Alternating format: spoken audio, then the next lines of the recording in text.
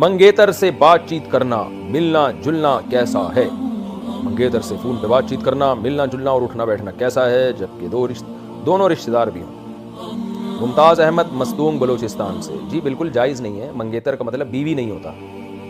ہاں اتنی بات کسی اجنبی جگہ آپ کی کہیں منگنی ہو گئی ہے یا بات طے ہو گئی ہے، وہ تو منگنی کی رسم اسلام میں ہے ہی نہیں، خیر کہیں بات طے ہو گئی تو اتنی بات کرنے کی گنجائش ہے کہ جس سے آپ اجنبی لوگوں میں شادی ہوتی پتہ ہی نہیں ہوتا کہ کون ہے کیا ہے اس کا مزاج کیا ہے، تو کوئی ضروری بات کرنی ہو تو فون پہ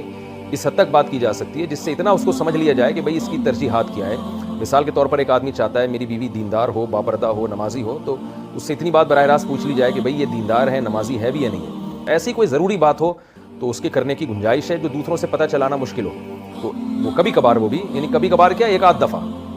فون پہ جو گپیں لگائی جاتی ہیں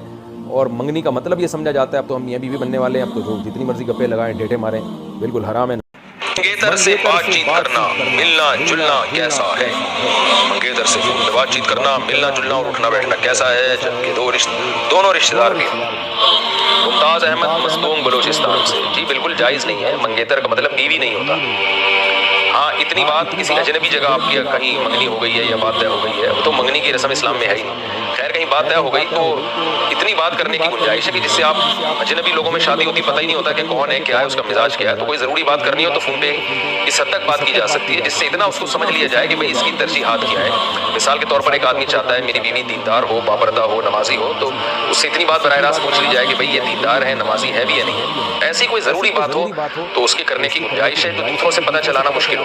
تو وہ کبھی کبھار، وہ بھی یعنی کبھی کبھار کیا ایک آدھ دفعہ فون پہ جو گپیں لگائی جاتی ہیں